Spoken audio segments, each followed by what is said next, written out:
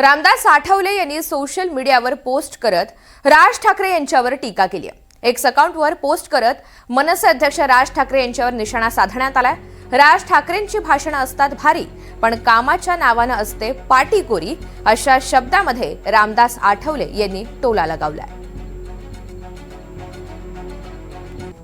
Ramdas आठवलेंचं tweet काय आपण पाहूया। तर राज ठाकरेंची भाषणं असतात भारी, पण कामाच्या नावानं असते पाटीकोरी। नुसत्या सभा गाजवून लोकांची पोटं भरत नाहीत आणि समस्या सुटत नाहीत।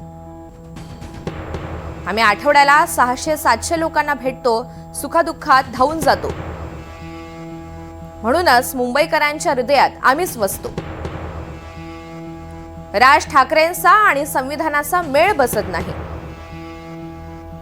उद्धवजींना हे गणित कसं काय दिसत नाही?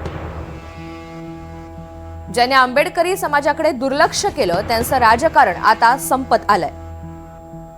तुम्ही कितीही करा युती, पण मुंबईमध्ये पेटणार नाही तुमची पणती।